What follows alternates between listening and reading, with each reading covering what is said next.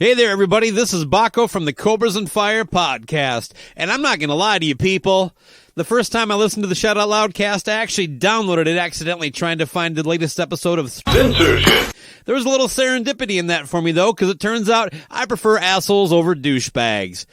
With that said, you're listening to the Shout Out Loudcast featuring Tom and Zeus. Hello. Hey, what's up there, Kiss Army? Tom Zeus with another episode of Shout It Out Loudcast. We're up to episode 117, and this is called ABC in Concert. Tom, how are you? What's up, my friend? Good times. ABC in Concert. Nice, iconic television appearance. Celebrating the anniversary of it, so it was a good time to do this episode. Yeah. Yes. Yeah, we had planned to do this. We hoped that we could tape this and have it come out, but with the stuff that fell in line, unfortunately, it didn't come out on exactly that same day, but it is that week. So we are glad to tape this. Mm-hmm. Lots to get to, lots going on. First thing before we get started, we want to give a quick shout out to our Patreon subscribers. We just had our first live cast with the Gene members, the Gene tiers. Actually, I shouldn't say Gene, Tom. I should say the Demon tier. Correct. Yep. Right? Yep. So the 4 tiers, and we have Gene as the highest. Sorry. I don't know if that means anything, but yeah. So we just had it's just a private live cast we did with them. We talked about the KISS draft, the KISS tournament online. We went over subjects. We went over future topics. We went over ideas. We went over a ton of shit. And we gave them some stories that, unfortunately, we can't share all on the air from some of our guests that they've told us over time. And we had a blast with them. So I wanted to say thank you to them personally. They know who they are. And I can't wait to do it again, man. It was a ton of fun. Yeah, that was great. That was we've been looking forward to that. Our schedules have been chaotic since this, so we've been meaning to get that done, and we were excited to schedule that and have those guys. It was a great time. Like Zeus said, we talked about the tournament. We talked about some of the album review crew episodes and discussions that go into that, and the show in general, and thoughts and opinions on KISS, and just a lot of fun. And we can't thank those guys enough for joining us and for all their continued support on Patreon. So really, really good time. Yeah, and we even got into the album review crew and albums that they want to do and artists that they want us to do and recommendations. So it was a ton of fun. So anybody that's interested in joining Patreon, go to the app store and look up Patreon, Patreon, or you can go to patreon.com or look at the episode notes when you get this podcast. There are always links at the end of it, like our email, how to find us on iTunes, how to subscribe to us on YouTube, and also on Patreon. So check it out there. Thanks again, and we always tip our hat to them and give them a quick shout out. So I wanted to get that out of the way. And in addition to that, Tom, we had an awesome, fun time reading all the feedback, which I think we're still going through, from last week's episode on Paul Stanley's Soul Station. The feedback could have been its own episode. Yeah. We are not surprised by the feedback. We're very grateful for the feedback, because of course that's the whole point of the show, is to interact with you guys and let you guys know what you think of the episodes. And we knew that you would let us know what you think of this one. So as always, we go back and we check out the episode poll. So of course we did Paul Stanley's Soul Station Now and Then, and we wanted to ask, what do you think is the best song? We included the 4 original tracks that Paul wrote for this, and to no surprise, it was the IOI was 44%, and then Ooh Child, yeah, and that's not an original, so I made a mistake there. 3 out of 4 originals. That came in second at 26. Whenever You're Ready, fantastic duet there, 16%, and then Save Me From You, another really nice original, came in at 14%. Lots of feedback. We'll start with some poll feedback. Our buddy, I Love It Louder. The original songs are amazing. Totally agree with Zeus. I know that Paul Stanley and his songwriting chops will create something I like. Lee Bruton, IOI, Call Me Crazy, but I can hear a little Unmasked type of song in there. I think it's the song arrangement. It's similar to what makes the world go round, in my humble opinion. Yeah, Paul kind of hinted at some of that when he was doing an interview about this, that there's some unmasked kind of he mentioned, I think, that song specifically. Yep. Right? Yep. Josiah Horn. This is great. I'm going to be honest. I made it about 40 minutes into the episode and came to the conclusion that y'all aren't going to say anything that I agree with. So I shut it off. Okay. So let me get this straight. We do a KISS podcast with some strong opinions. And if they don't agree with you, you stop listening? Okay. That is your right to choose how you want to participate. Like KISS. Destroyer is a great album. What do you think? Do you like Soul? Do you like Soul Station? Not really. It's not a KISS album. Let's just be positive. But he did say, I'm here for the Monkees references at the beginning, so that's good. But sorry. We can't get too much into it. We'll get in trouble if we talk about that. And our buddy Deuce had a lot to say about this, but he starts off with IOI gets the vote. That said, all the originals show that Paul can still write when he's passionate about something. Unfortunately for KISS fans, his days of wanting to write songs about women and sex are long gone, and in his eyes, that type of material is way beneath him. Yeah, you're probably right. Sir Paul. Kim Andrews, the entire album is amazing. Ooh, okay. Alessandro Rourke, top 5 episode, gentlemen. Wow. Then I love this. He goes, I wanted to comment sooner, but it was in Twitter jail. For what? He goes, thank you for roasting Paul at the start. I think he pulled it off, but what we need is a proper send-off to KISS. They can't end it with Monster. They need to know that, damn it. Yeah, he's right. Well, they ended it technically with that fucking Japanese duet. But yeah, I don't even count that, but that is a real thing. And let's get into some episode proper comments. This is a good one here. Joel Hoffman, excellent episode as always, guy. I will humbly say this. Paul sounded excellent. His voice was excellent. The songs were very good. But I want to listen to Soul Motown, whatever you call it, Zeus. I will put it on Spotify, not Paul Stanley. But overall, he did a great job. Zandon, if you can get my autographed CD for half price signed by the one and only Sonny Pooney, I might consider it. Oh, boy. And then Kevin Northern had a good one talking about the album cover. Did Eric just come from filming a Western? Settle down, Wyatt Earp. With the hat. Oh, God. Gordon Duncan. The album debuts at number 8 with 8,000 in sales. We're going to talk about that. If he is happy with that, then surely a new KISS album would sell more, especially if he put this level of promotion behind it. On the Fly, another great podcast out there, music podcast. Listen to this, and you guys were spot on most of the songs. Also glad to hear how big of a fan of All Systems Go you guys are. Great album. I have to go back and listen to that episode. Hell yeah, it's a great album. Yep. Steve, also our buddy Steve had a lot to say. Not for me. The hypocrisy from slagging on Peter's album for almost 40 years reeks. Would rather listen to Psycho Circus on repeat than this again. And then fucking Sonny Pooney. Best non-KISS album by a KISS member since 1989? Come on. I'm not even going to... I love you, Pooney. Then stop. Then Tony. Tony had a lot to say about this, too. This would have been a fantastic record if they had a different lead singer. Paul's voice does not fit this type of music at all. Smart of him to bury his weak, breathy vocals under all that talent he surrounded himself with. The band and background vocalists are great. That's true. I'll say this right now before we get into it. Nothing about this album that I absolutely love really has anything to do with Paul's vocals. The arrangements and the music carry that. We talked about that in the episode. Paul didn't break the album. He just didn't make the album. So I think I got into it with Tony for a few more tweets back and forth. You certainly did. And when you control the podcast editing, right? Yep. So I'll get my last word in on this. And that is, Tony, all I was saying to you is you're being overly picky. You're looking for stuff because it's Paul Stanley. If you heard this album, you'd be like, this singer's all bad. It's good. You wouldn't sit there and be like, I don't know if he can make. I don't know. It's fine.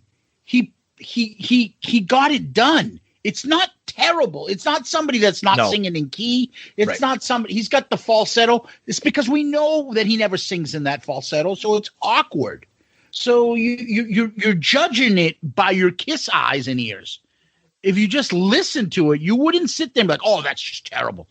It doesn't work because you're right. He's not a soul singer in the sense of Al Green or anything like that, but he can pull off those songs and nobody's going to complain. It's not a bad lounge act or a bad karaoke. I don't think so.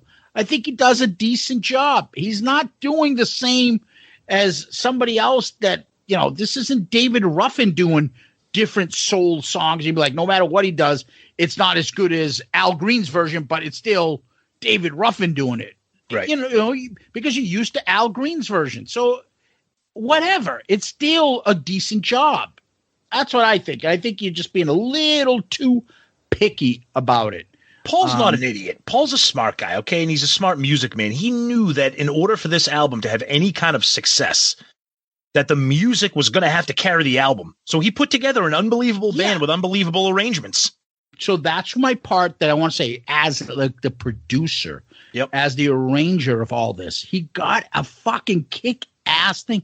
It reminds me of Bob Kulick's Christmas album and things like that he did. Remember? Oh, yeah, he was talking about us. He got all these acts together and he got them to do this stuff and he made it work. Is it his singing or is it his stuff? No, but his vision got it. Paul took this stuff, this music, and got a kick-ass stuff, and he provided the lead singing, and he did a decent job with it. It's not the highlight of the album. The highlight is the music, the background singers, and all that. But I think Paul does fine. It was just people are being too picky. Yeah. And I think it did pretty well. So anyway. Yeah. And there's a lot of comments about that, too, about the vocals. Our buddy Jerky Jack Broad. The band sounds incredible, but the lead vocals are not nailing it. And he's talking about Let's Stay Together. This is a song that should only be performed by a real soul R&B singer. Yeah, I think a lot of people, including us, I know I did. I had a problem with Let's Stay Together. Party Joe, who is a local friend here, jumping in on the Shout It Out Loudcasters here. He says, I'm enjoying it. I think Paul's vocals should be higher in the mix. Well, I think that's exactly why they're not higher in the mix. And then MD, this is great. This made me laugh. I had to take a break after listening to the first pod of this pod earlier today. Back to it now, and I have one question. How many fucking songs are on this album? That's awesome. And then, Jack, again, I have to read this again just to get it out here. Whatever you think about this album, it's better than anything that Kiss has released since Carnival of Souls, and it's better than Live to Win. That's a bold statement. Jack, they're going to take your phone away from you and put you in a straitjacket for comments like that. That's insane. I don't know. We'll get to it when we talk about those albums. Christopher, I'm not giving anything away. Christopher, fuck that. I'll give away it right now.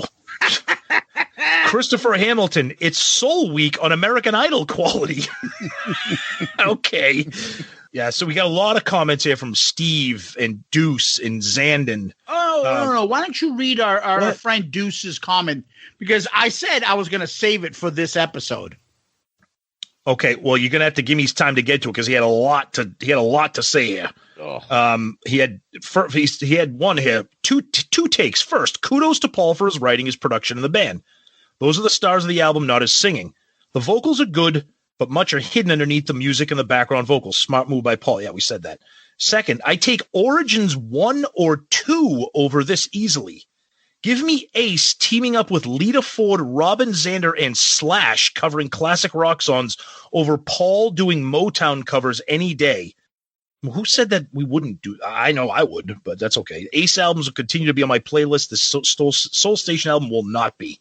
Okay, whatever. This is when we said saving it for the show.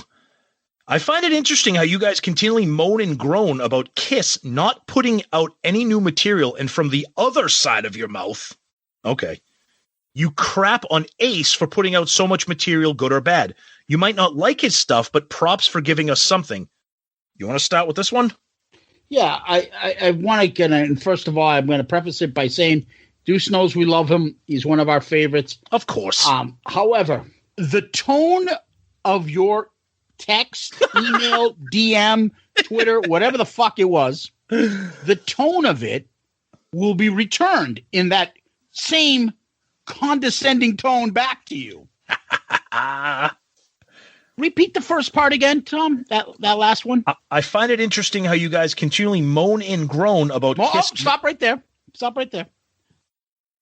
We moan and groan. Is that what we do on this show? Nope, we bitch. There's a difference. About what? What do we bitch about, Tom? Kiss not putting out any new material. Okay. Is that something that is just specific to us? Or is it specific to every fucking Kiss fan out there that says, like, yeah, why aren't they putting new material? Do we make it a habit of always bringing it up that they don't do new material? No, I know. No, it's one of our things when we come up with a list of like wish list or something like that. We bring up, yeah, we wish they would do more music, but it's not a constant fucking annoying shit like Pandemic Paul preaching bullshit or Gene with his "you the fan." We don't bitch and piss and moan about this constantly. We bring it up because it's true. They should be doing more music. They've released, let me see, what is it? Because there was a great post recently that I just saw on Facebook. I know, Facebook, that proved my point. And that is that someone put out that in the, I think, previous years. Did you see this one, Tom? I'm not sure. Go ahead and read it because I think I know where you're going with this. Okay. In the 70s, 7 albums, 4 solos. Yeah. In the 80s, 8 albums. In the 90s, 3 albums. In the 2000s, 1 album. In 2010, 1 album. In the 2020s, 0 albums. So 4 studio albums from 1993 to 2021. Do I have to say anything more about that? Yeah. I mean, are you kidding me? In the meantime, they weren't off not touring for more than any point in time during that era for more than 2 years. So they consistently toured during that time with what? 3 albums? Right. That had been out during the last 20-something years? So I don't think that what we're doing is pissing and moaning. But go on. What's the rest of his stuff? Oh, this is where I want to jump in that I have the bigger problem with. Moan and groan about Kiss not putting out any new material. From the other side of your mouth, you crap on Ace for putting out so much material, good or bad. You might not like his stuff, but props for giving us something. No. Okay, but can I before you get to your last point, one other thing is, remember I said it's the phrasing, it's the terminology, it's the condescending tone in it. The other side of your mouth is usually said with someone that's dishonest, two-faced, shady, two-faced, someone that can't be trusted, talks behind your back, shit like that. So in other words, not a positive thing to say. It is not a positive thing. Yeah. So we're not used to getting comments like that from anybody, specifically not one of our favorites and best. Talk on the other side of your mouth. Ooh, there's a little hostility there. But go ahead. Oh, yeah. So my problem with that whole comment right there is Ace material is not Kiss material. One has nothing to do with the other. Ace can put out a fucking album every week, and it's not going to change my mind that Kiss is not putting out an album. Not to mention, Ace's material sucks. I'm sorry, and I'm not saying that to get my I'm not saying that to get my partner here to laugh. Ace's material has largely fucking blown. I'm sorry. And I got a new song out there. It's called Bronx Boy. Yeah.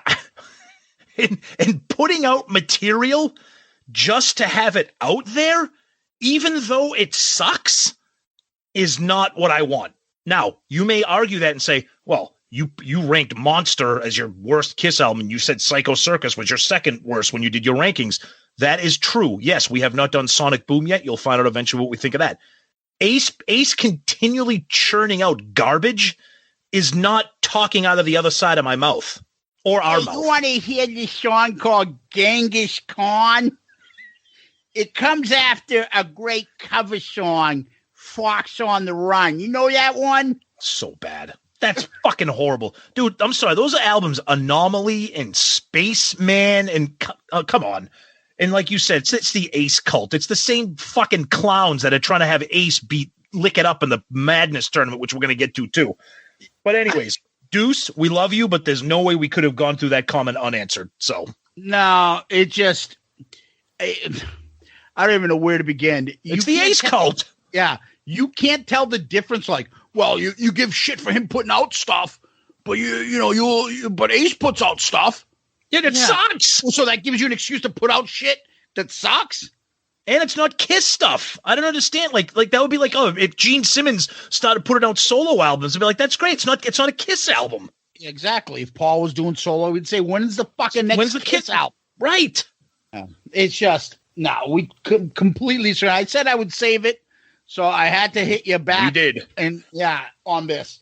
But no, it's fucking nonsense to compare fucking Ace crappy albums and cover fucking albums. To say, well, yeah, I'm sober. I'm putting out albums all the time. Oh, my God. And who's fucking listening to? And I got fucking 42 covers if you want to buy Origins, too. That's what I got. I got a Bastille Day version you can buy next week, too. I know it's April, but I'm still selling the Christmas-colored double vinyl. Because no one fucking bought him for Christmas. Yeah, I got a new girlfriend, and she's up and around right now. I'm on a backyard. I've got some tree work going on. Yeah, I don't know what's going on. I think they built me a clubhouse. I thought you were going to say, she's my new bride. She's my new girlfriend. All right, we'll wrap up Twitter here. Our buddy Murph jumps in and says, fair and honest review. I still don't like it. Perfectly said. Yeah, Twitter was and I love this. Sometimes if I'm in the right mood, certain things make me laugh. David Wilson just wrote, it's poor. I don't know why that made me laugh, but it did. But that's the Twitter fun that we had on this one. Let me zip through mine. All right. So first over on YouTube, man with no name. I think you guys coined a new term, the Paulsetto. That's so great. Matt Weller's dick. Nope. I actually don't hate this, but I give most of the credit to the 36 other band members that really carry Pandemic Paul. He's right. Pro Tools in full effect, but overall, it's not bad. Yep. Mark Stewart, damn, you beat me to it. Paulsetto. Another one. Devin Dungan. Great episode, guys. I really love the album in the review. Definitely surprised with the album for sure. Nice. Anthony Stratus. This was horrible. I don't know why that makes me laugh. It's just funny. Yeah. Costa Vutsinis, better known as Montreal Voots. Yep. When I first heard you reviewing Prosciutto Paul's album, I listened to the soundtrack from Midnight Cowboy. Nice. Marty White. Uh-oh. Sorry, guys.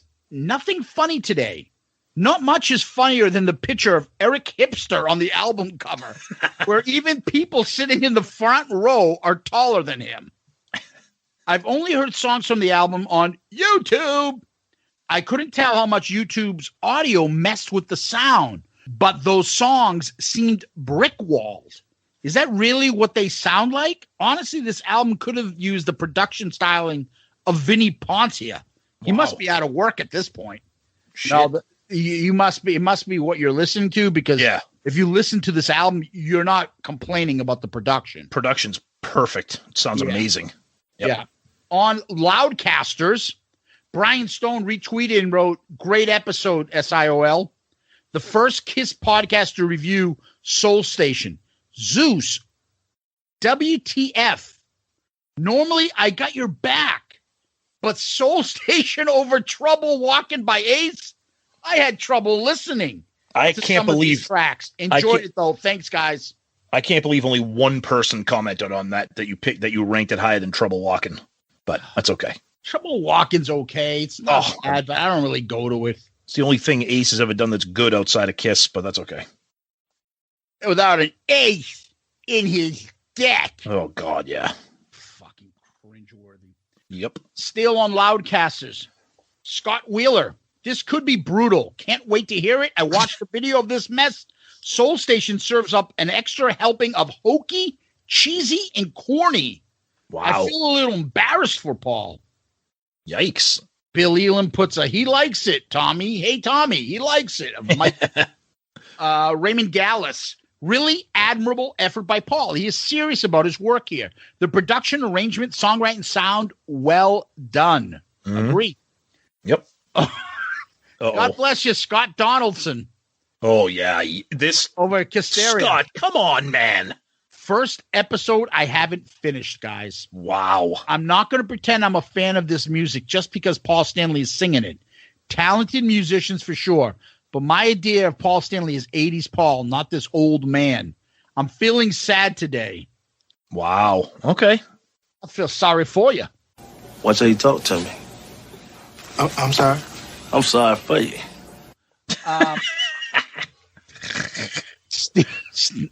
That's from feel sorry for you. Yeah, he goes, I'm sorry. He goes, I feel sorry for you. For you. No, he goes, what's that movie? What's that? Booty Call. Yes, thank you. I was just going to say before you said it, Booty Call. Yep. And he goes in, he's the preacher, and he sees them buying Glad Wrap. Do you want that Glad Wrap? Glad Wrap at 2 a.m? So like you plan to eat more than a sandwich, boy. Your mother know what you out here doing? Well, she, Look here, son. It's bad enough you're planning to fornicate. I don't compound the crime by lying. Glad Wrap at 3:30 in the morning? Looks like you're about to eat more than a sandwich, boy. That's a great line. Stephen Wood. Thanks, Toe Tappin' Tom. Yep. Graham Richley. An interesting and honest appraisal of the album. I can't say I like that style of music, so thanks for putting the time in so I don't have to. Makes me wonder whether Paul is craving an artistic outlet and realizes his voice is only up to these sort of songs. I'm with Scott D. This album emphasized Paul and Kiss really are at the end of the road. Okay. Oh, I agree with that. Mark Arnold. Great episode in the review of the album. I was happily surprised the album didn't get slammed. I love Motown. It's classic, great music. Anyone doing covers of classic songs will always risk being judged harshly by someone. I was glad to hear you guys give it an honest listen and just didn't take the easy way out. Although I'm sure a lot of studio magic was done to make Paul sound great, I'm still glad we have this album. As you mentioned many times, the band and background vocals were amazing. I just received my vinyl copy today and been loving the sound. Can't wait for the next episode. Thanks again. Mark, that's a great comment. Thank you so much. I was just going to say that. Great comment, Mark. Thank you. Yep. Over on Facebook, buddy Jack Pinocchio, and I'll give him his theme music. He's out of Facebook music jail. So I have to give credit where credit is due. I was optimistic about this album, but Paul did an amazing job with this. I am a fan of swing/jazz and Motown music, but this suited him. I'm sold. I'm buying the CD and the LP. Nice. Pantheon Podcasts. You know them, Tom. Yes, I do. Our boss. Yep. Well, I don't know if you want to call him boss, but you know. Yeah. Damn, I would love to come on and talk about this new PS direction. I'll be sure to listen. I'm assuming that's Christian. Well, speaking of that, but I'll let you finish because I got something to say about him too. So go ahead. Yeah. Adam Nickmeyer. Oof. This AM Gold album would have been 1,000 times better with Peter Criss vocals. Paul's vocals are cringy at best. Almost had to take the headphones off with the falsetto songs. Yep. Ryan Michael Scott. Great band, great songs. Just can't get into Paul's vocals. Good episode as always, guys. Stephen Wood. I just listened to the album this afternoon while putting IKEA furniture together. Oh, God. It's much better than I anticipated. Carolyn Kelt. Yeah, nah, it's not for me. Daniel J. Pandemic Paul is gold, baby. Nice. And then Kevin Jepson. Oh, boy. Happy you guys enjoyed it. I can't stop listening to it. I really like it. I figured I would, but not this much. And then there's a nice thing of the Temptations or Four Tops dancing as a thing that you put up there, Tom, of us. Oh, and yeah. That is Facebook and YouTube. I know we have some emails we'll get to, and we'll try to make it quick. But, Tom, what do we got? Yeah, I wanted to read something first before we move over to email. So we mentioned Pantheon, so we are a proud member of the Pantheon podcast family. And we have a message, communication with a lot of the people involved in Pantheon through the Slack Messenger app. And our buddy Christian, who is one of the chief, big guys in Pantheon there, he reached out. It sounded like you said he's the chief punk over there.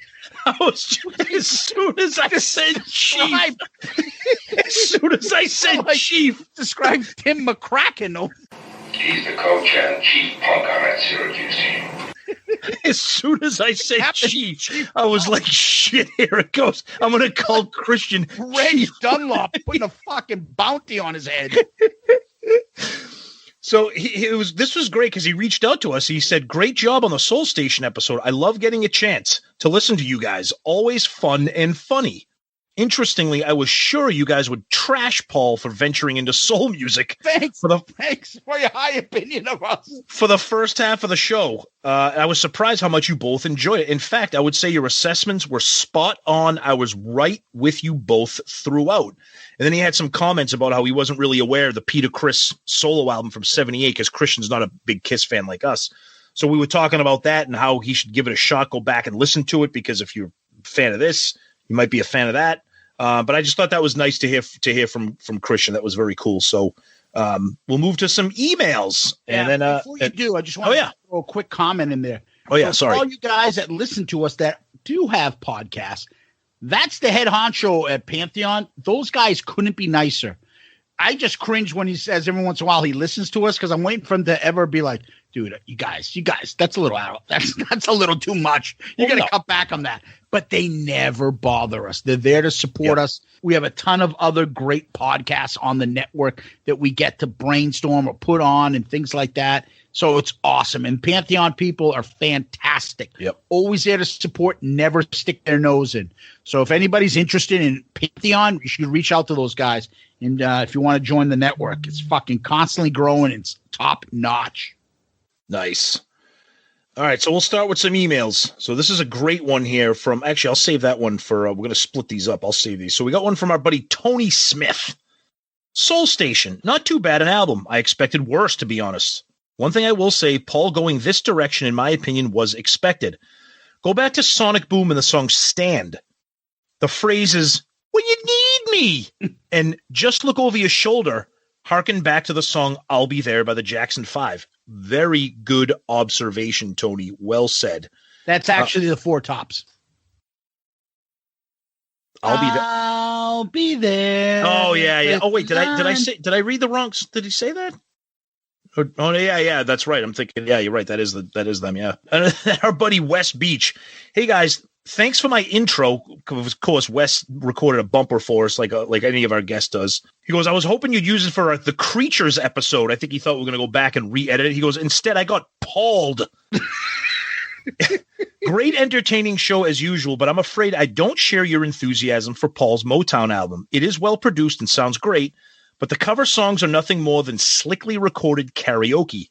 I think Paul's falsetto doesn't ring true and sounds weak and forced. I believe if you are going to do a cover song, you should make it yours and do something original with it. Case in point, Judas Priest when they did Johnny B. Good, and Wendy O. Williams and Lemmy when they did Stand By Your Man. I would have much rather heard him sing those songs in his rock voice and even done a rock vein rather than the copy versions he did. You can't improve on the originals and just go back and listen to them and you'll see what I mean. I think he would have been better off doing more originals as they are really well done and he sounds much more comfortable singing them. Agreed. As an interesting aside, I once worked at a music store outside Detroit. For a number of years, the owners were a big part in supplying gear to the musicians of Motown, and they were personal friends, and I was personal friends with many of them. I actually sold keyboards to Stevie Wonder and Aretha Franklin, as well as other things to many musicians, singers, and songwriters from Motown.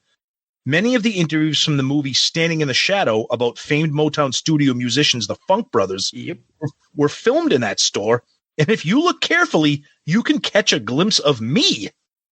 So one wonders, what's next? Gene doing an album of Beatles songs? Wes, great email, buddy. Thank you. That's awesome. That's a really cool story about your history with that involvement, and that's awesome. And I think Gene already did a Beatles album. It was called his 78 solo album. And then we got one here from Lee Bruton. Big fan. This is great. Hello, what's up there, T and Z? Want to drop you a quick email to let you know how much I'm enjoying your show. I'm only 42. I'm new to technology, so I'm late to the podcast party thing. But as with anything new, I always search KISS to see what stuff is about. And hey, presto, you guys popped up. And ever since, you've been a staple part of my weekends and keep me entertained on the lonely walks to and from work. Thank you. The first show I heard Z ripping into Ace Frehley, and I thought, man, that's a bit harsh. Apologize, I don't know what episode this was. But I stuck with it and since realized you guys are firm but fair. Your current review of Soul Station proves this. Your shows are fun, informative, educational, fun, and fun. Your banter with us, the fans, is second to none. Some of your topics are crazy and shouldn't work, but they do work and then some. I'm sure that's down to you both being true fans, have passion for the hottest band in the world, and are genuinely great guys. Somebody once tweeted that you guys are like your KISS buddies down the pub. They're spot on, 100%. And then he asks a question that we'll save. Maybe we'll have that be the question of the week today or in the future. But then he says, for now, stay safe. Keep shouting it out loud. And I'm really rooting that the KISS cruise happens for you guys. Yours sincerely, Lee. Fantastically. Wow. Thank you so much. That is a great email. And we love when new listeners find the show and enjoy it. So thank you so much. And we will hold on to that part of the email that had your question. And that will be definitely included soon. So thank you, Lee. 617-555-0850. Fax lines cooking here on the fucking Head Nation. Mock draft talk. I think the Pats are going to take a tailback. I think the Pats are going to take Andre Lepet. What was his name? That's not Ronnie, Andre Tippett. It's Andre Tippett and Ronnie Lepet. Andre Lepet. What do you think about Raymond Claiborne? Is he better in man or zone coverage? I like Ray Agnew. Ray Agnew was good. My favorite guy was Chris Slade. He was a really good linebacker. Reminds me of that band from the 70s, Slade. Yeah. Ray Agnew, the guy that got kicked out of Watergate or something like that. Fucking ace. Anyways. I got a couple emails here. Tom, I'll go get through them real quick. Hi, guys. I have not listened to this week's episode yet. Thanks. I wanted to listen to the album first, so I don't know if your views agree or disagree. Prior to release, when asked if I was excited about this album, my response was excited? No. Curious? Definitely. I wasn't overly fond of the first video I saw, Ooh, Child. But I don't particularly like the original version of that song, so probably not a fair judgment. The second video for IOI, I think, was better. But I have to say the album is much better than I expected. I think Paul did an excellent job on the song selection. I think his vocal performance was good. It's definitely a different style than KISS, and it fits his current voice. And he wisely avoids trying to stretch his voices into places he really can't go anymore. But where I think he really shines on this album is songwriting. If you didn't know that he wrote 5 of these, you'd think they were obscure tracks from that period. They don't sound like someone trying to fit into a style. It's not a perfect album, but it's a solid 8 out of 10 for me. Wow. It'll get more play around here than Monster or Sonic Boom. I agree with what you guys have said in the past as far as this album versus Peter's 78 solo album. Paul spent 40 plus years ripping that album. And this album goes even further into that territory than Peter did. Peter's album is not a KISS album. Sure, but neither is this. Both albums are just guys playing music in styles they clearly love. I saw Mitch LaFon's post about how this album charted or didn't, and my guess is this will just fortify Paul's position that there's no reason to do a new Kiss album because it won't sell or won't sell enough. That's the biggest drawback for me.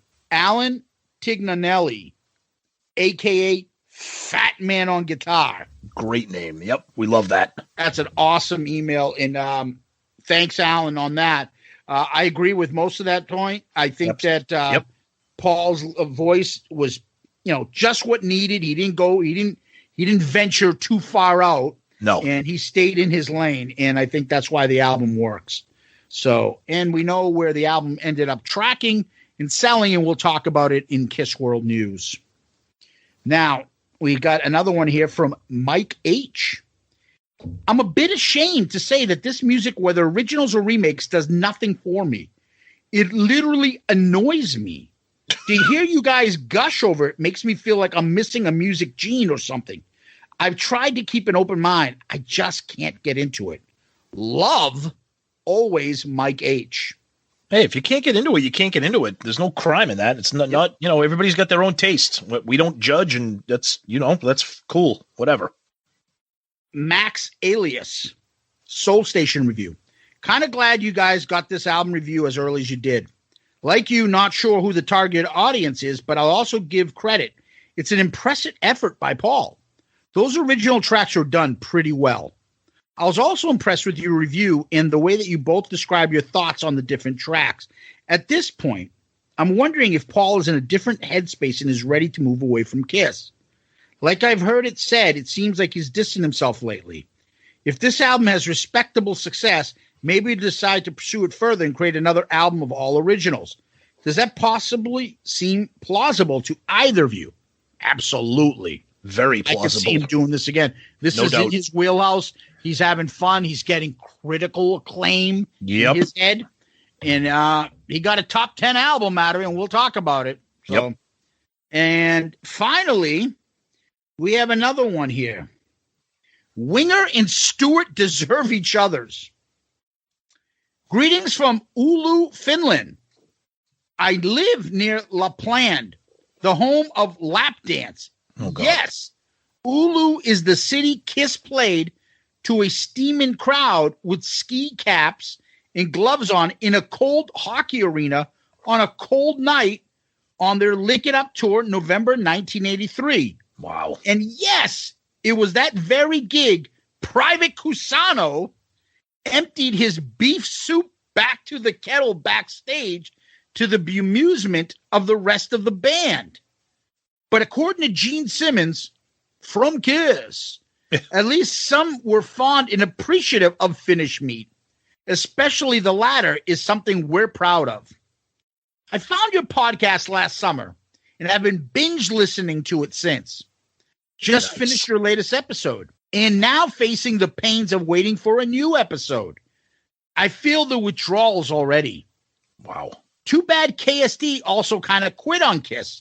Instead went for Bowie and or wrestling. We love KSD. Great guys. But hey, as a guitar player with the same birthday with the with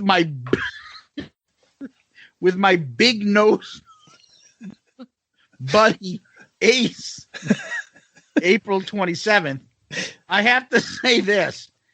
Acts like Winger and Yngwie are the perfect representation of everything wrong with the 80s. Just awful music. Born in 78, I needed grunge to pulverize the wimpy poodle hair metal that didn't resonate with kids anymore in 1991. Hearing Smells Like Teen Spirit and Outshine for the first time in age of 13, I felt like I could breathe again. I am a Joe Perry, Neil Young, Ace Frehley type of player. But for tasteful shredding, I can highly recommend recently deceased Finn Alexi Leho and his band Children of Bodom. Yep. Great aggressive playing without the ego masturbation on Yngwie and the likes. P.S. My girlfriend hates you. But hey, like parents' dislike is usually a sign of quality in rock and roll. The same goes with podcasts and significant others. You discussed her. Oh, that is the best. Good work. All the best. Janne Haslak, Oulu, Finland, Europe, Earth. Oh, man. And you, my friend from Finland, are this week's comment of the week. Good answer. Good answer. I like the way you think. I'm going to be watching you. And how fantastic that we literally discussed his girlfriend. That might be that's one of the greatest compliments we've ever had. We haven't had anybody admit that we've disgusted them before. Fantastic. Well, yeah. And I was wondering, and Tom was asking me, who, Janne Aslak Rasanen. I'm like, I think he played on a line with Sake Koivu, Olli Jokinen, and Esa Tikkanen, with on the point Teppo Numminen and Jyrki Lumme. And then in net was either Pekka Rinne or Tuukka Rask, who plays for our Boston Bruins. I've met a bunch of times and is not what you would call a handsome man. And then coming off the bench, you had Petri Skriko, Reijo Ruotsalainen, and Jari Curry.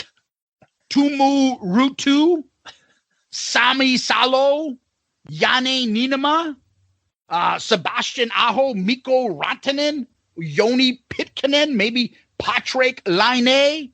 Or you have to use a French-Canadian accent the way to speak to them. And obviously the greatest, Timu Selane and Yuri Kori. And the rest of those great Finnish hockey players. And a lot of those great ones were on NHL 94, Tom, which are hell yeah, classics. Yeah, some great Finnish hockey players. And that was a great email from our new Finnish friend whose girlfriend hates us. So that's got to be that's a positive thing, Tom. Love it. And there's your extended feedback. Hell yeah, because we knew there was going to be a lot for Paul Stanley Soul Station. Yeah, and we wanted to get into it. So let's go into quickly Kiss World. What's going on there? All right, let's start off very quickly by giving people a brief summary of our Kiss Album Madness tournament. By the time you listen to this, the Sweet 16 will have ended, and we'll be getting ready for the Elite 8. And not too many surprises.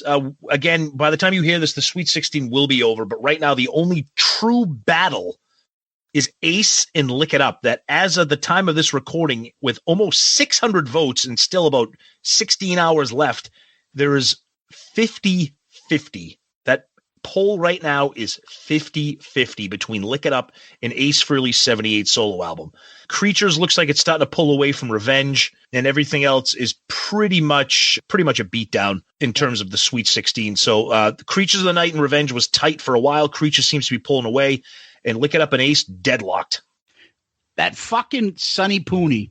Yep. Because Lick It Up had taken the lead. It was up by a couple points, and he must have retweeted 3 or 4 times.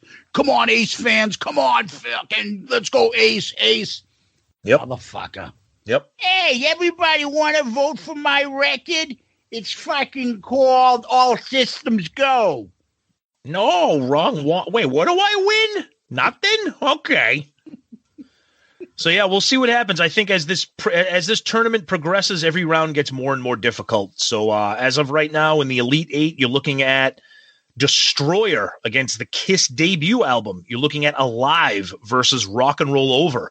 You're looking at Love Gun versus Alive 2. God damn, the two greats. And then you are looking at probably Creatures against, I can't tell you right now because it is literally 50-50. So it's Creatures probably against Ace or Lick It Up. Tournament. Yep. Tournament. So we got some good stuff coming there. So, and then some other news, we've kind of hinted at it a little bit throughout feedback. Paul Stanley's Soul Station entered the charts at number 8 with selling 8,000 copies. Now, that's great. Is that for a him. positive thing?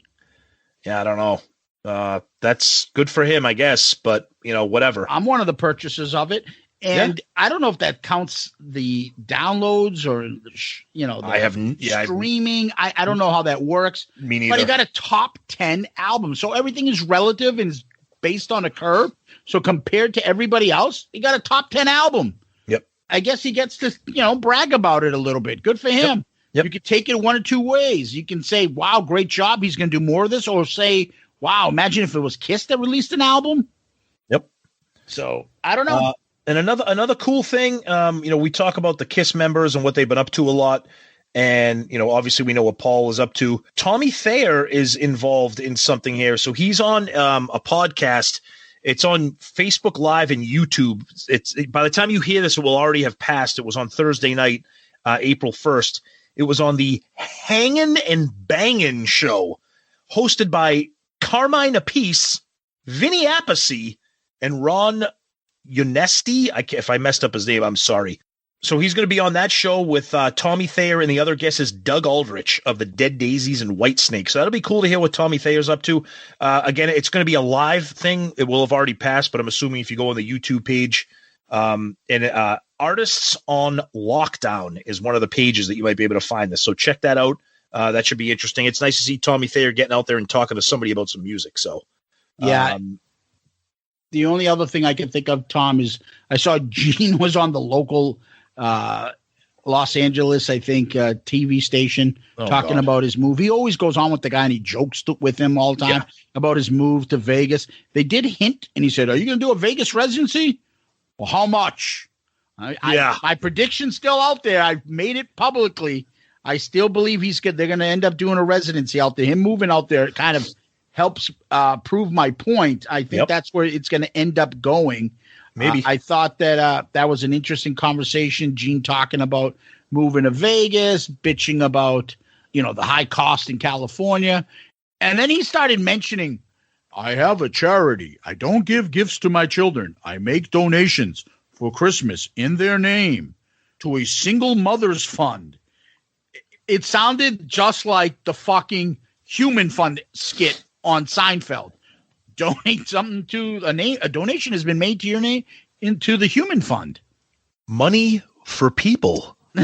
Like, that's like, okay, Gene. I mean, good for you, but I don't know. Gene Simmons talking about donating to a single mother's. "Excuse me, fat chick. Come here for a second. I'd like to make a donation to your charity." Like, I know it sounds creepy. Gene Simmons talking about single mothers and make a donation to them. Come see me, Gene Simmons from KISS. Meet me in the ladies' room. The big and tall section, fatty. I'll meet you there. But he's moving. Yeah. Most definitely. Maybe he's going to be buddies with fucking Stewart's moving out there. Oh, God. Right? He's moving out to Vegas. I heard him recently go on another fucking rant, which I kind of agree, because there's a big concert coming out, and it's like a rock fest, and one of the headlines is Snoop. And Eddie Trunk is losing his mind about it. Our buddies Jericho and Fozzy are playing in this. Yep. And he's like, "The fuck is this rock shit?" And Snoop is one of the headliners. He's absolutely right on that, though. Yeah, if you're going to call it, I mean, I don't mind Snoop, but don't call it a rock festival and have him. Just call it whatever. But yeah, Eddie waving that rock flag once again, as he always does. So yeah, Stewart's been on his best behavior lately. I don't know what it is. Yep. I don't know. He's been kind of nice lately, so I don't know what's going on with him. Hey, he's getting older. Maybe he's kind of, maybe he's changing his tune a little bit on some things. Who knows? Yeah, who knows? Maybe Chris is getting to him. So Tom and we plan these things out in advance. We don't fucking send texts to each other 20 minutes before saying, "Hey, what are we going to talk about this week?" We plan these things out. And when we plan these things out, we got to do a little bit of research. And this week's episode is a fun one because we've all seen the clip on YouTube. We've all been putting it out there, and it's actually the anniversary week of it. And that is Kiss's performance on ABC in Concert, Dick Clark's. and it was Kiss's first TV performance. And they actually went on. To be fair, they filmed it February 21st, 1974, but it premiered March 29th, 1974. It's now March 31st, us taping tonight. And it was ABC's In Concert, created by Don Kirshner originally, who is the man with the golden ear considered. He's the guy that did the whole Monkeys thing and created the sound and the TV show and all that stuff. He went to produce and did Don Kirshner's rock concerts and all this other stuff. So most rock people know who Don Kirshner is. So ABC In Concert, it was created by Don Kirshner. And then I think Dick Clark came in and ran it because Don Kirshner left and went and did the syndicated show that he does. And I guess this used to show on Friday nights, like every other week between that and Dick Cavett. And it was started way back when. I think it went all the way up to 1981. And then when MTV came out, obviously there was probably no use for it. A lot of it was taken off the air. But it used to be on Friday nights at 11:30. And this was Kiss's first live performance. And we thought we would share that with you. We will get into the particulars. But what we thought we would do was we would just play the concert. 3 songs.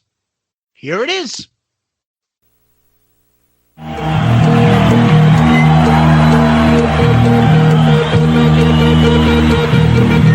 world, we're Kiss. We want everybody here to come along with us.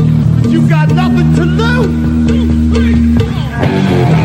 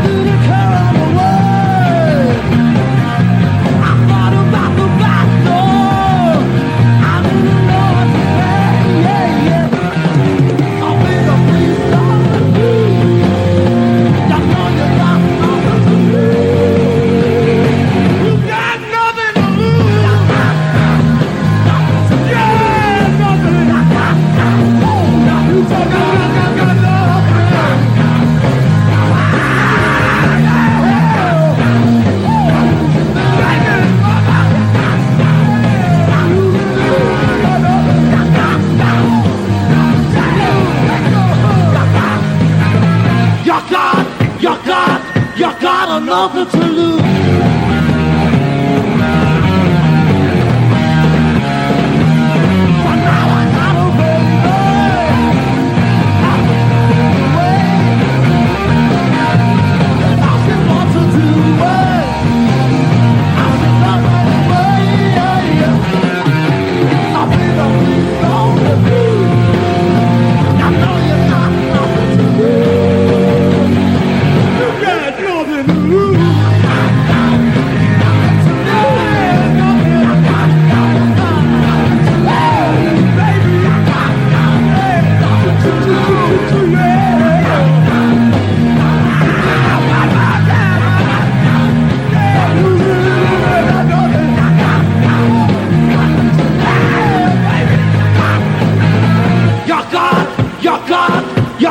Nothin to lose.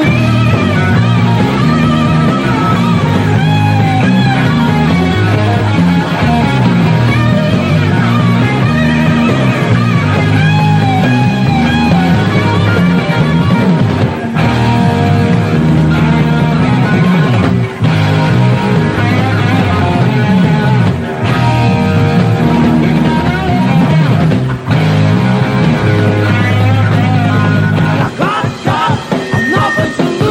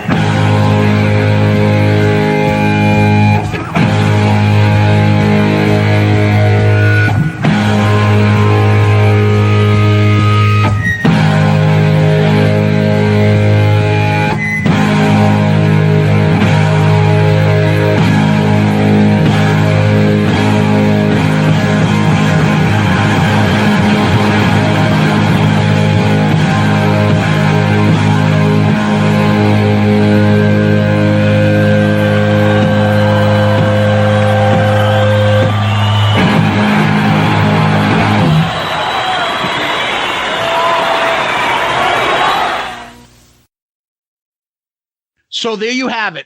Now, we will talk about the performances and all that. We're going to get to that stuff.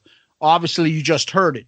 But what we thought we'd like to do is go over some of the, books that we've read about this performance and talk about them and tell you and break it down. So Tom's going to start us off. Tom, what are you going to talk about?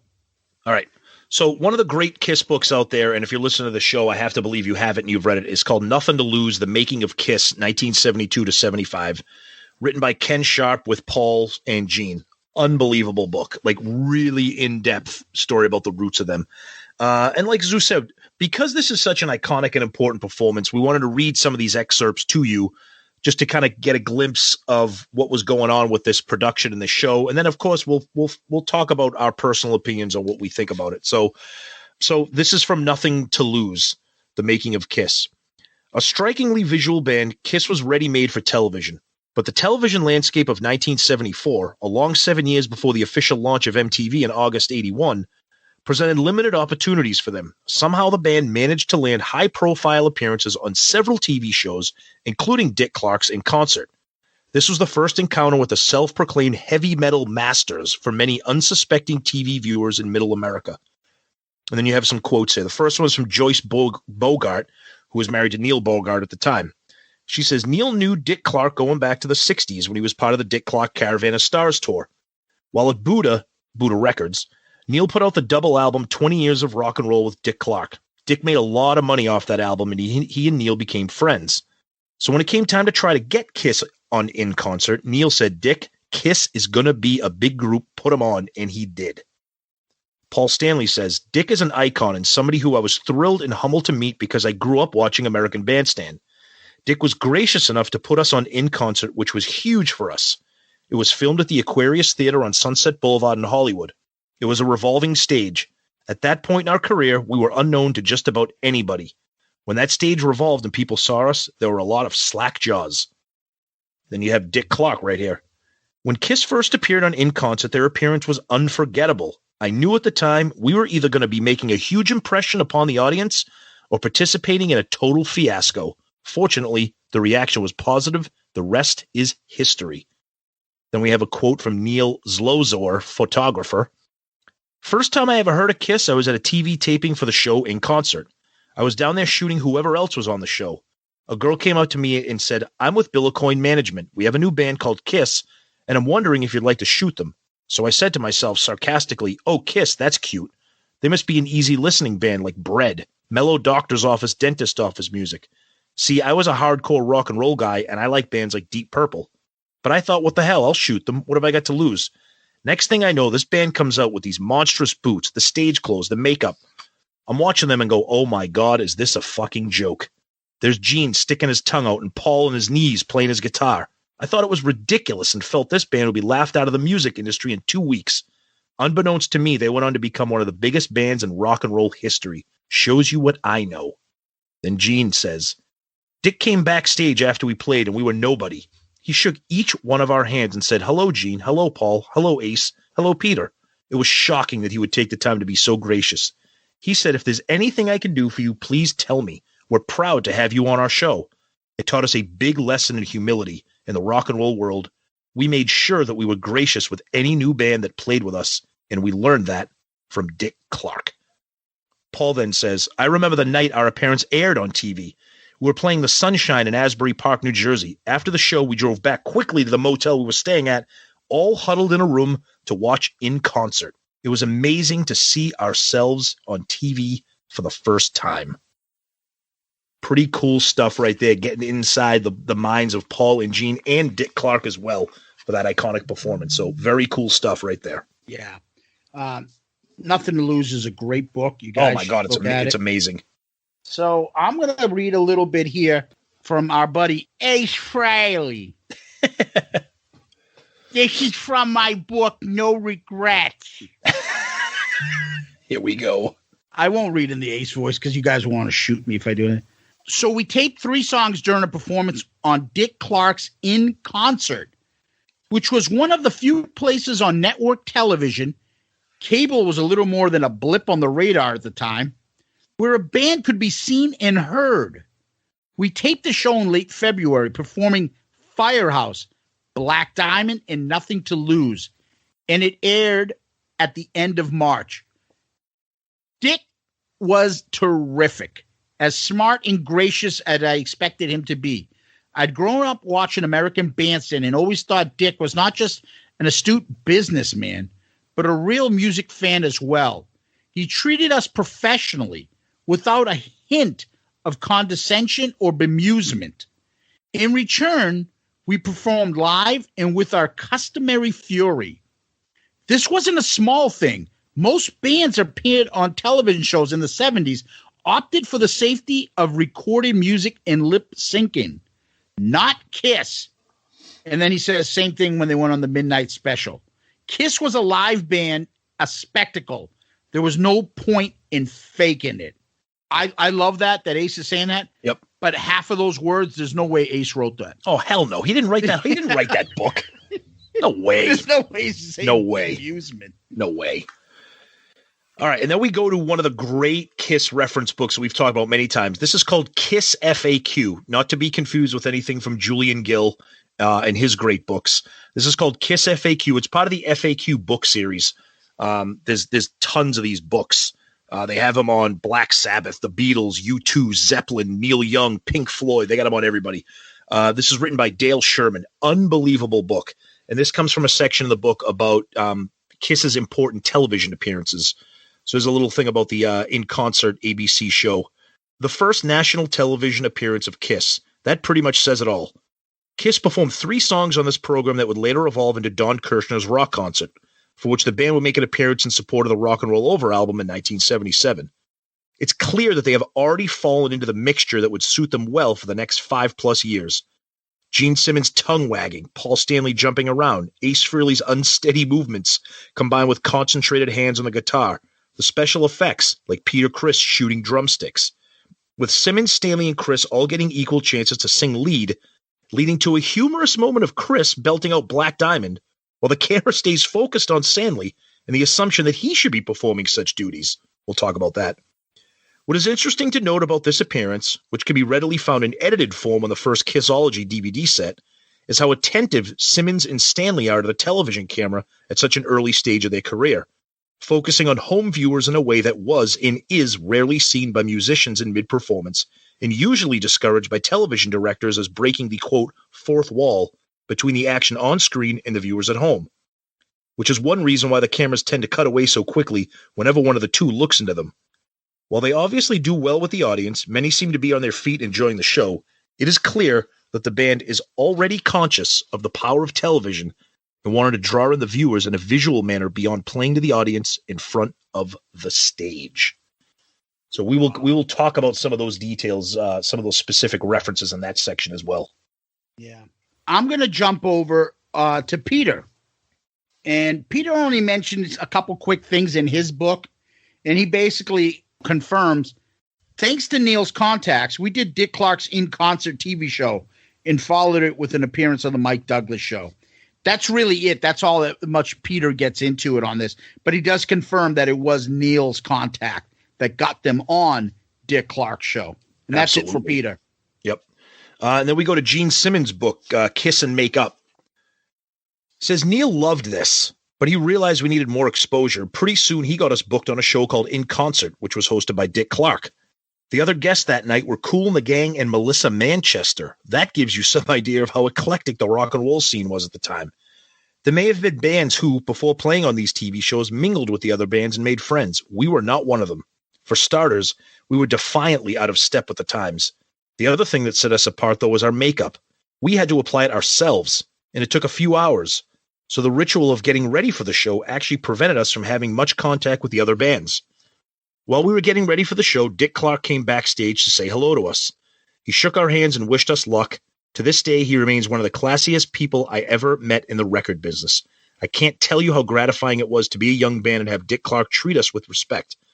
Paul and I have talked about this occasionally over the years, and it's been kind of a guide for us, especially in dealing with you, the fan. We try never to be rude, never to turn away kids looking for autographs. Being polite backstage, though, didn't mean that we weren't going to tear the roof off the place when we finally got on stage. We played 3 songs, Deuce, Firehouse, and Black Diamond. You didn't play deuce.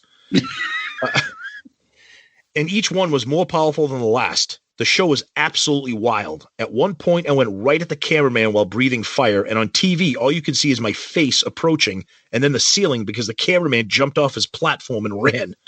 We didn't see the show until 2 months later. By that time, we were back on tour in Asbury Park, New Jersey. After the show, we'd gone back to the motel to change before heading out for the night. Someone turned on the TV set, and there we were on national TV. Wow. Pretty awesome. Yeah. And finally, we're just going to leave with Paul's. A few nights later, we drove down to the Aquarius Theater, also on Sunset, to make our first ever TV appearance. Dick Clark had expanded beyond American Bandstand and had a show called In Concert that featured 3 different bands playing a few songs live on each episode. The format suited us, just doing what we did. And it felt like another milestone, a network television show hosted by Dick Clark, no less. Dick came to our dressing room when we arrived to get ready for the performance. I learned over time that a lot of people in similar positions weren't nearly as cordial as he was. Bill Graham, for instance, a highly respected promoter who ran the Fillmore and Winterland, was anything but nice to us when we first met him a few months later. But Dick was special. And when I shook his hand, all I could think was, that's Dick fucking Clark. For all those years, he had been an inspiration to me as a kid.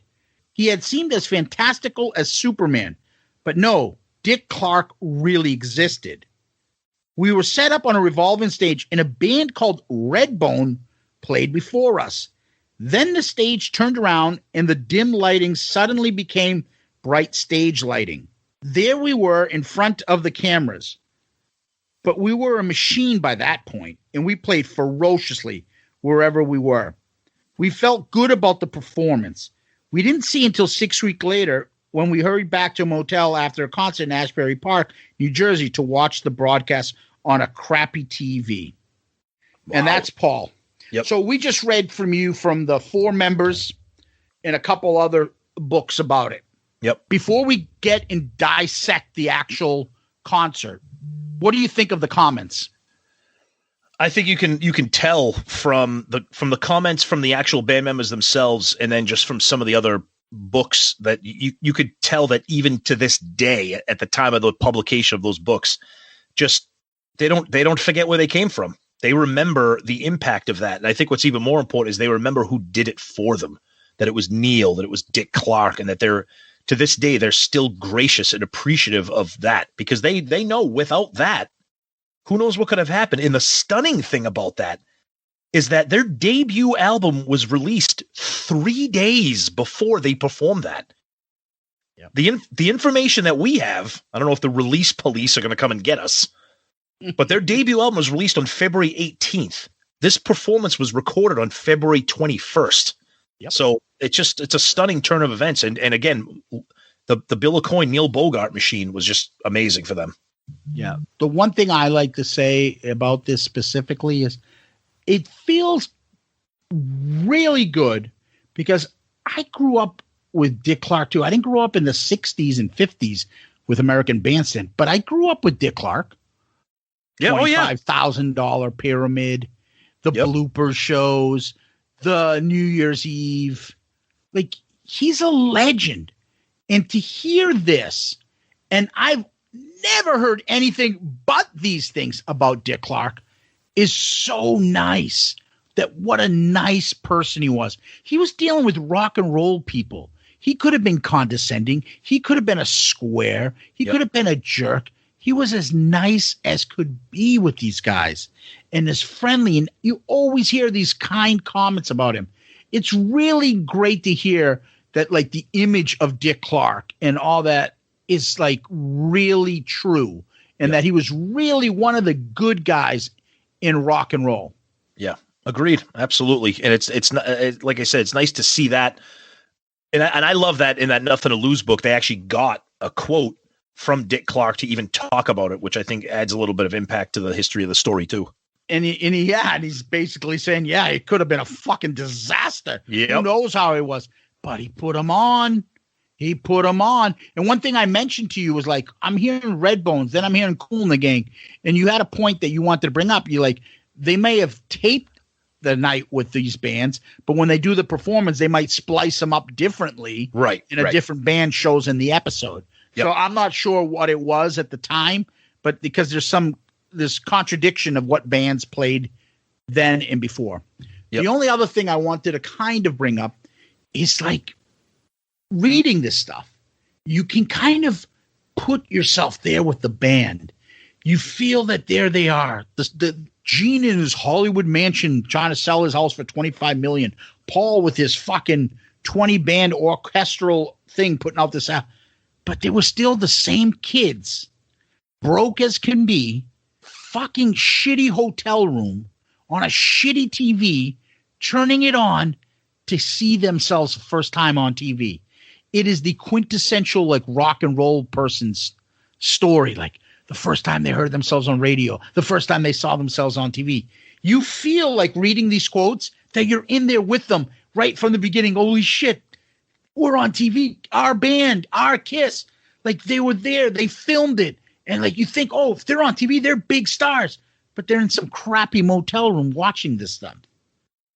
Which is exactly why we wanted to read those quotes. And we talked about this.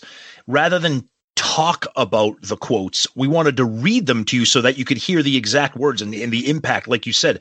Like they were like, we just finished a concert in New Jersey. We had to run back to the hotel and see us. Like the excitement that they had as they're reminiscing and remembering the impact of that performance, because it was huge. It was huge. And I love that they appreciate that and they don't take it for granted, and they still sound in awe of what it was and what it did for them.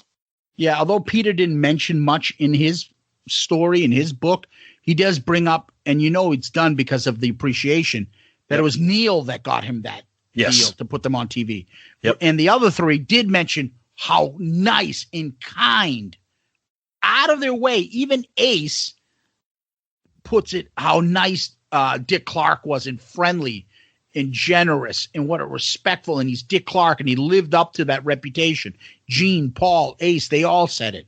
And that's so heartwarming. I love hearing that stuff. Me too. Me too. And I do find it funny that Gene quotes the wrong songs in his book. Oh my God. I'm like, this was so impactful. I can't remember the songs we did. Which always gets me to think, like, how many other things did he get wrong in his book? Because I've heard other stuff that he put in his book that is like, yes, when we put Shandy on Creatures of the Night, a lot of people said it wouldn't work. If he missed, first of all, that's his book. Like, dude, you don't have an editor, like a proofreader. Like, you fucked up a song title there. That's all right. Oh, no. So let's talk about the performances. So we just played them, okay, earlier. And the first track, Nothin To Lose. Paul opens up. Hey, world, we're Kiss. I love that. And we want everybody here to come along with us. You've got nothing to lose. I love that. That just for a band that's unknown, nobody knows who they are. They have no following. They have no audience. To just take over this, like, hey world, we're Kiss. Like first time. That is balls right there. Like first time on TV, right? Exactly. Introducing themselves. And I like that they're in the book. They said that, you know, they didn't have time to mingle with anybody else. They're doing their own shit. They probably get laughed at. This is 74. Yep. What the fuck is this band? What the fuck are these idiots doing? This is going to be a laughing stock. Yep. And they do this and they come out with balls and they open like that. When you see that concert footage, they open up with Nothin To Lose. Does that look like a band like, oh shit, are people going to laugh at us? It looks like a band that doesn't give a fuck. They think they're still playing Madison Square Garden with confidence, bravado, with balls. Maybe it's just me because I'm a Gene fan. Gene looked like he had been doing that for fucking 10 years. Just he had that menacing stomp with the boots, the way he was looking at the camera, the way he was singing, the way he was interacting with Paul and Ace. I mean, they all looked like they had been doing this. It's stunning that it was their first appearance. I mean, yeah, we play the audio of this, but I know you guys are listening to this episode. You're going to go onto YouTube. You're going to watch the full clip, and you have to. Yeah. You see the iconic image of the rainbow. I will say this. I love that. That's great. actual footage of this is not very clean. Not at all. On YouTube. No. It's kind of blurry. The lighting on this is not that great. Yep. The band sounds awesome. Gene does his shoulder hunch thing on Nothin To Lose in the beginning of the song. Yep. He's still doing that. Peter's wailing. Oh my God. The drums on there, the drumming, the vocals fucking going nuts. But you notice though, I said, take a look at it. Listen again. They skipped the verse, half of the verse on Nothin To Lose. Yep. Maybe it was a time thing. They cut it down, but they skipped the verse there on Nothin To Lose. Could have been. The camera, I didn't think was focused on one person in particular, but the first shot, the audience in the world. I know there's the controversy with the, hey, who came up with the horns thing? Yeah. Oh, it was Geezer Butler. No, it was Dio. No, it was I did. Yep. If you look at the love gun, regardless, the first image of the tongue that everyone now knows, rock guys and things put out the tongue. That's it. It got introduced to the world. There's a close-up of Gene. He puts his head back and in the air. He's not doing the typical looking in the camera and stick his 10 down. He did the typical, if you know the earlier footage of Kiss, where he puts his head up in the air and his neck back and in the sky sticks his tongue out. Yep. All right. That was the first image of Gene and the tongue for the world to see, I thought. Yep. Peter's wailing. It just looks badass. The way they're dressed, the way they're wailing. It looks like original rock and roll. Dangerous. Badass. The solo Ace is ripping. You can tell like the band musically is still fucking ripping right now. That sounds like alive. You wouldn't have it. Or Winterland. They sound awesome playing that. Yep. The guitar is right on point. The vocals are on point. The backing vocals by the band is on point. They're singing awesome. They're playing like Peter is like, I wish he could keep that. Obviously, we know his performance drops, but he's fucking a badass on the drums. The vocals, I mean, like that's the first song. I was blown away. Yeah, it's unbelievable. We've already said it. It's amazing that this is their first like appearance in front of the world, and they're just nailing it. The solos, the interaction amongst themselves, the way they're doing like that unified kicking with the in conjunction with the music. Peter just losing his mind drum wise and vocal wise, just amazing. The other thing I wanted to add is like Ace doesn't look like fuck up Ace at this point. Ace looks like young, hungry Ace. Like he's on point. Like I'm not worried about him fucking up. He's fucking crisp and awesome. Looks fantastic. So after Nothin To Lose, Tom, they rip right into, and Paul actually says it, Firehouse. I love it. Why? Yep. Like why? Right. The audience doesn't know this, or are you telling the band, hey, we're gonna do Firehouse? Right. But he says it out loud, and then they rip into it. I love the opening couple lines of the verses. She'll adore you, and they stop. Yep. And they're doing this the quick bounce movement, both Paul and Gene. If you notice, like the shake as after the stop and the tilt, and the music stops, and they do it in the early voices. So fucking tight. Yeah, the stage presence again, the moves, the choreography, just amazing. It's just amazing. So just like Nothin To Lose, they're fucking tight as hell. Yep. Playing just like you would hear it on live, just like you're going to hear them a little bit later on, when they do the Mike Douglas show. The harmonies on the bridge between Gene and Paul is so fucking. I get goosebumps when I see early Kiss doing the harmonies of Firehouse. I get goosebumps. Ace's solo is so tight, and Gene is doing the the grasshopper legs. I love it. The fucking know the early Gene choreography, the Firehouse, where he's doing the fucking legs up and down, the grasshopper legs. I like to think. Towards the end of the song, all right, the camera pans in on Gene. It finds Gene at one point in this song. This is what you were talking about earlier, Tom, when you're like, Gene is so fucking ballsy and confident, more so than anybody else, looks right at the camera as though he's like looking right at you, America, the fans. Yep. And he has no fucking problem. And he lifts his head up, laughing and smiling, like that sinister look, and his tongue's out, and he's just like it's so ahead of his time. It's so ballsy. It's so like I can imagine other people being like, I'm so embarrassed for this man. What is this fucking guy? He doesn't give a fuck. In his mind, he already thinks Kiss is going to be this world dominating band, and he pulls that shit out. That's so ballsy and badass, more so than any other fucking artist out there in the time. This is the kind of shit that every time I get annoyed with fucking Pandemic Paul or come by my fat-inducing soda, you too can get type 2. Just try my new triple dose cane sugar root beer. Like every time they pull that, I watch a video like this and I'm like, this is why they're my favorite band. This is it. This is why I can get into it. They're so fucking ahead of their time.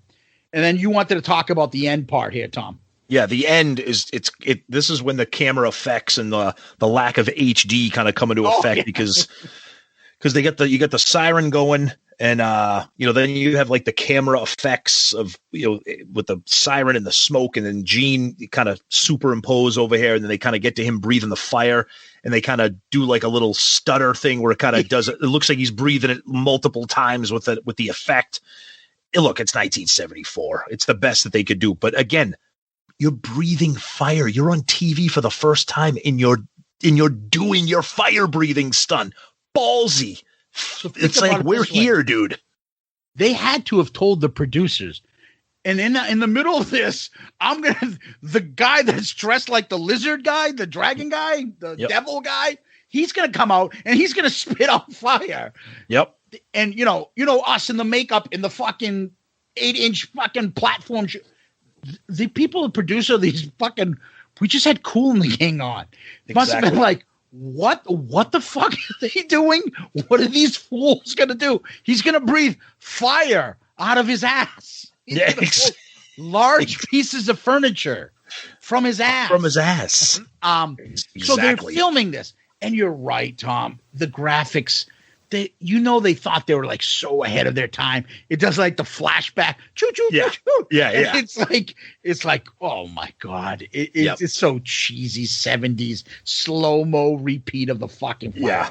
But they do show some crowd people, and the crowd is getting up, and like there are people standing up, and like what the fuck are we watching? So before we get to the next song that they did, I caught this, and this is how my mind works. And if you haven't noticed it, play it back, you'll notice it. At the very end of Firehouse, when the song ends, the way that Paul says thank you, I swear to God, it sounds like the Jerky Boys. It was completely, he goes, thank you. Play it back. He's like, thank you.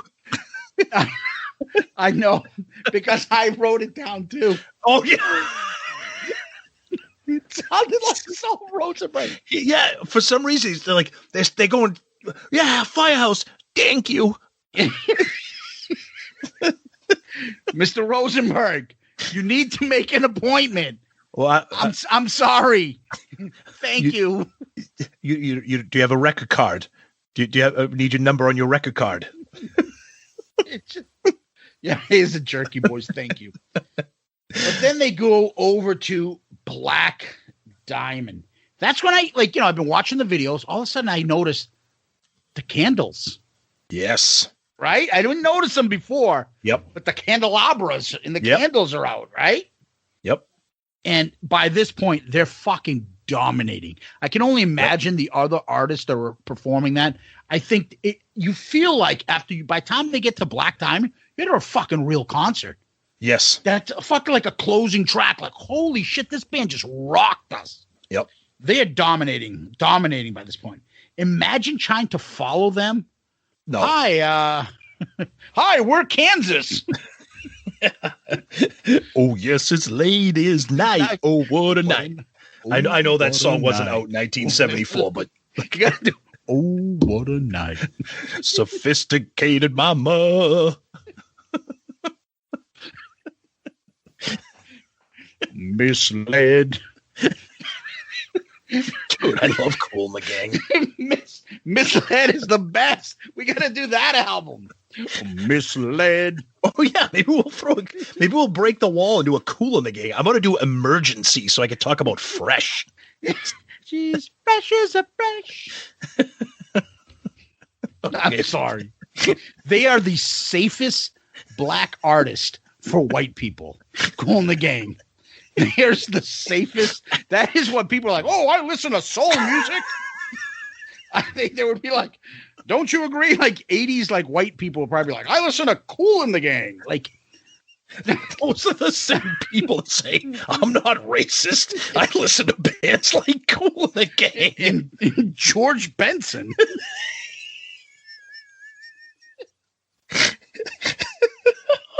What the fuck? And I just remember getting a George Benson album in my Columbia house when records used to be sent to my house. Like, who the fuck is this guy? I thought you were saying, I watch Benson. George Benson's safe guys. Oh my God. Man. Anyways, we can have a whole conversation about safe artists. Oh God. Anyways, so oh, what a night. Cool. I'm misled. Pretty baby, what's your claim to fame? Oh my God, I love that song, but Jesus Christ. On that video, watch the video. Oh my God, that video, because it's its own episode. Oh yeah. All right, let's get back on track. We're talking about Kiss's Black Diamond. We get into Cool in the Gang. Yeah. And Benson. All right. Peter's wailing. His screaming is like, I want to make a point on this. He's out of control. Peter's wailing and screaming. I fucking love it. So to me, that's the kind of shit that he gets the criticism from Paul. Well, he can't carry a tune. He doesn't know the tone of his voice. He can't pick up the pitch or like things like that. Like, dude, I fucking love that. That's the kind of vocals I'll listen to. That's why I'll listen to fucking Kurt Cobain. And when like he's screaming madness, in Black Diamond, all I can think of is like an albino, my libido. And it just that fucking, no one's listening to Kurt Cobain screaming those lines and thinking, oh, that's a fucking beautiful voice. You're thinking that's fucking someone's passion and vocals, and you're fucking getting into it. You're loving that shit. I can. That's why I listen to Lounge Act and songs like that where he sings it and then he fucking screams it. Peter is that at this point, fucking screaming those lyrics on Black Diamond, doing another job that you'd be like, oh, this was on Alive. Oh, this was on fucking Winterland. They're just so musically on point. Hot as hell, fucking dynamic, just groundbreaking. The adjectives are like, this is my band. This is it. All my notes on this right here are just around Peter's vocals. Yep. Just absolutely crushing it.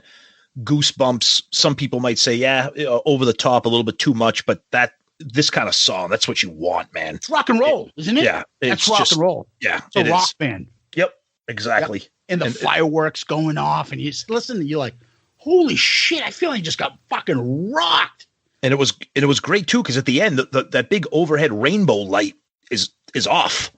They turn it off, and when they do that long little outro, and the TV camera, they kind of have like the fireworks kind of superimposed. And if you look closely, it's kind of hard to tell, but I think it is Peter's exploding firework drumsticks. Yeah. Now the funny thing is, the concert ends and the lights are off in the front, but the lights are on in the back, and the Peter is up there like this. Yes. Oh, the Band-Aid. Paul ain't liking that. Yep, Peter I know. Must be like, I'm a fucking star. Like Peter must be like, yeah, I'm one of the stars of this band. Yep. So I look at it as like, that fucking drummer is a madman back there screaming. Then I'm like, the lead singer writes a lot of the song. He's got the star. He's up there fucking pouting and flaunting to the girls on the stage. The other guy's acting crazy over there, the demon guy. He's in fuck. I can't keep my eyes off him. And then that guitar guy is ripping it. That's like 4 guys at their prime. Every one of them is bringing something to that band at this point. Yep. That's what I love about it. The songwriters, the Peter's vocals, and the Ace guitar playing. This is perfect. This is Kiss. Like, oh my God. Yeah, it's amazing. And I love that they did Black Diamond to begin with. That makes it even better. So, which is insane how they always promoting Black Diamond, yet it doesn't end up on compilations as much. I don't get it. We do all our compilations, right? No, I know. Yeah. And Firehouse, if you think about Firehouse in the beginning, and now they don't even play it. Yep. Think about it. They don't play any of these. And Nothin To Lose. Yep. These are the same 3 that are on the same album that they play the other songs on. Cold Gin, Deuce, 100,000 Years. Those songs get played. Well, Black Diamond does, obviously, but. Oh, yeah. So, yeah. But Firehouse and Nothin To Lose, gone. Yep. And even Strutter, gone. Yep. But in comes, Cold Gin and Deuce play. Not that anything's wrong with Deuce, but I'm just saying. Right. It's just. Final thoughts on this, Tom? I just love it. Like you said, it's when you watch clips like this, it's like, this is why this band is my favorite. The energy, the passion, the momentous occasion of their first TV appearance and how they just took it by the friggin' balls and just said, this is it. We got one shot. What's that old saying? You got one chance to make a first impression. And it was just fantastic. I loved it. Loved it. Yeah, I can say, Tom, I think I've given enough superlatives. People can hear how much I've just raved about this performances and how great it is.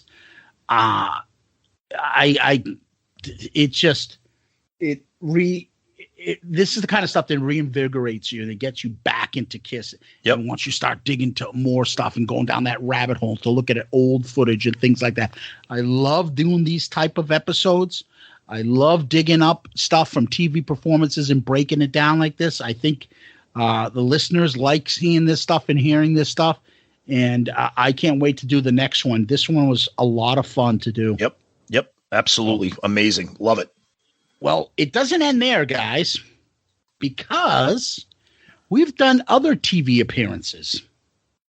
Mm-hmm. We've done the Mike Douglas Show, the Paul Lynde Halloween Special, Land of Hype and Glory, and MTV Kiss Unmasking.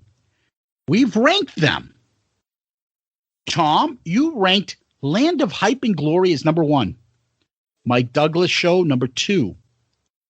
Paul Lynde Halloween Special, number 3. And number 4 was MTV Kiss Unmasking. Where does ABC in Concert rank? Number 1. Yeah? Yep. I mean, I love the Hype and Glory thing because it's my favorite era of the band. It's got the Love Gun tour stuff. This is 3 songs and that's it. There's no talking. There's no interview. There's nothing. It's 3 songs in and out, punch to the gut. We're out of here. I love it. Number 1. I find this hard. I'm not sure where I'm going with this. Okay. You've heard me go on and on about how great it is.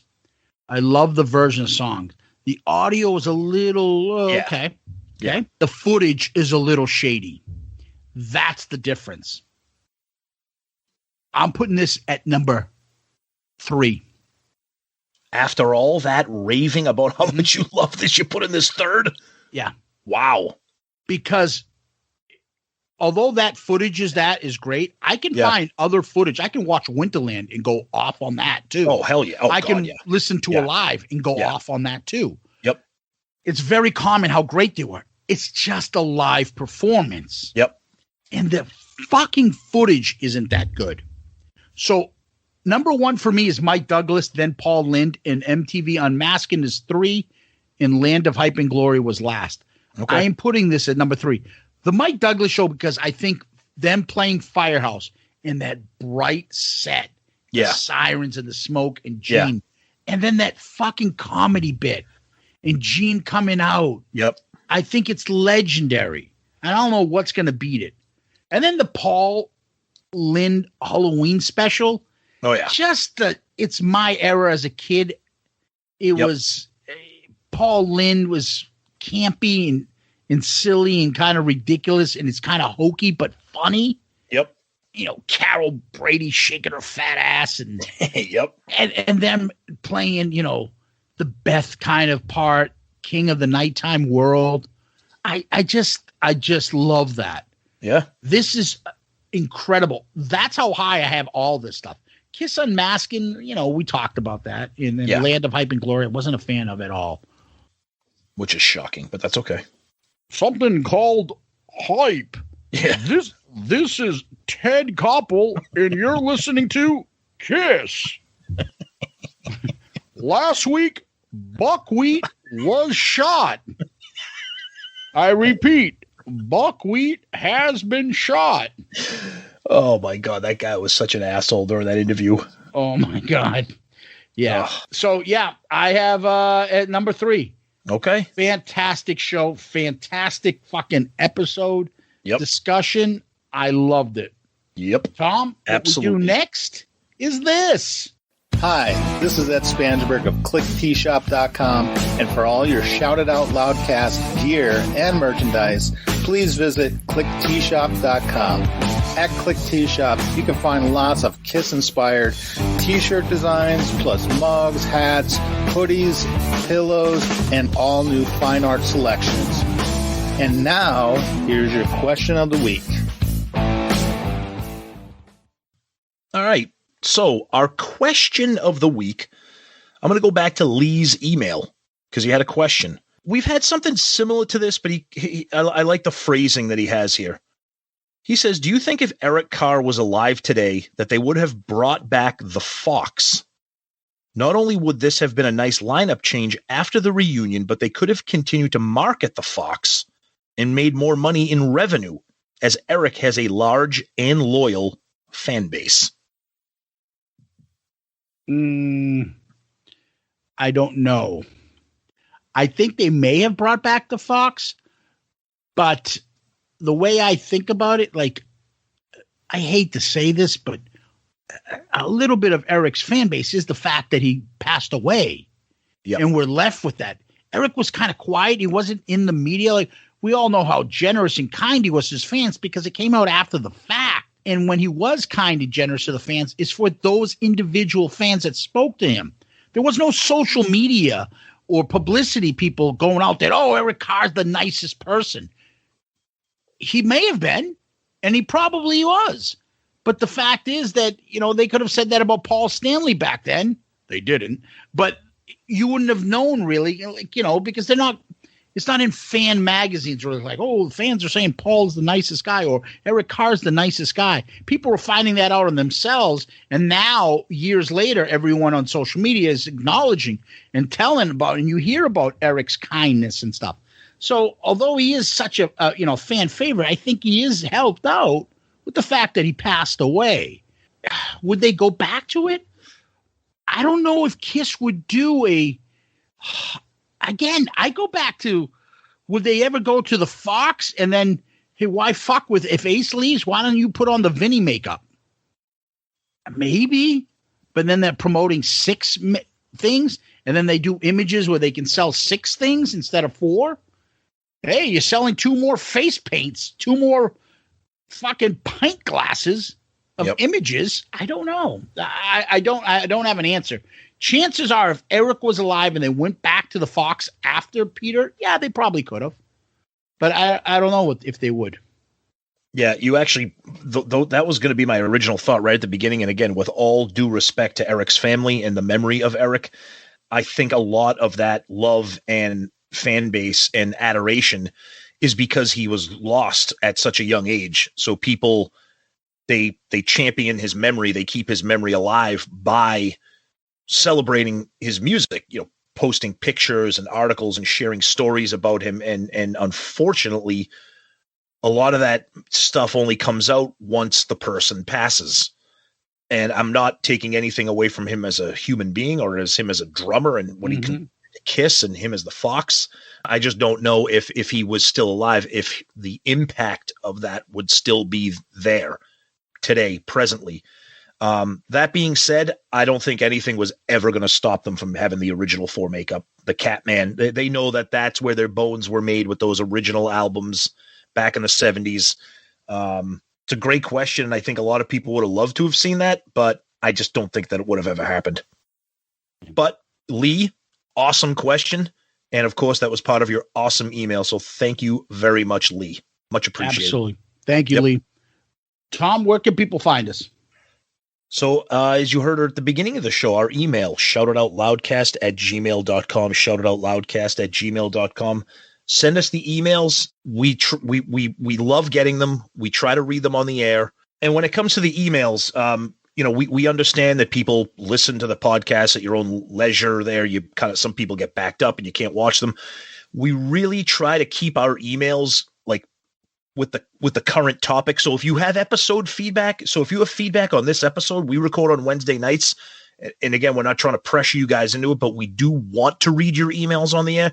Try to get them in by Wednesday so that if anybody has anything to say about ABCs in concert, it can be part of the recording for the next week. That being said, we love the emails and we will read them. Even if we don't read them on the air, we get them and we love them. So thank you for that. Of course, we're on all the social medias, Twitter, Facebook, Instagram, very interactive on all those. As you can see right now on Twitter, that Kiss Album Madness tournament is going on. If you're not following us on Twitter, get on there, start voting in those polls because we're coming close to the championship. And we have our Loudcasters Facebook page, which is awesome. We're almost up to 2,000 members on that, which is amazing. So thank you for that. And it's a great place for Kiss fans of all eras to share pictures, stories, whatever you want. So jump in on there with us. And again, part of the great Pantheon podcast family of podcasts. So check us out there. And we're on all the big platforms, Apple, Spotify, etc. We're there. Yeah, and remember to send us DMs if you want to talk to us, and you can DM us on Facebook, Instagram, and also on Twitter. And you can also, and I think I mentioned it last week specifically, and it did actually add a big jump in the numbers. Please subscribe to us on our YouTube channel. We appreciate when you do that. And if you can subscribe to us there, we'd greatly appreciate it. Remember, the email is always the best way to get a hold of us. We love reading your emails. Shout it out loudcast@gmail.com. Shout it out loudcast@gmail.com. And also remember to give a shout out to our Patreon subscribers. And to please, if you're interested in Patreon, please look us up. Find us on the app, the episode notes, or at patreon.com. And please, the last thing I want to leave you with is if you can, give us one of those 5-star child reviews on iTunes. We appreciate that. It helps us move up in the rankings and get us to a bigger audience. And we can do bigger and better things for you, the fans. So, Tom, we usually end these episodes with famous last words. What do we got there? So now I've got a baby, and we tried every way. You know she wants to do it, and she does anyway. Ooh. God damn. God damn. All right, Tommy. And you'll need her, so you'll feed her. With your endless dedication. And the quicker you get sicker, she'll remove your medication. Oh, she's just mean. Not a very nice person. No. Tom, thank you. Loudcasters, Kiss Army, thank you. Zeus, thank you as always, my partner and friend. Everybody out there, thank you so much, especially for that great feedback on Soul Station. And feedback in general. Let us know what you think of this concert. And again, thank you for all the support as always. Peace out, Girl Scout.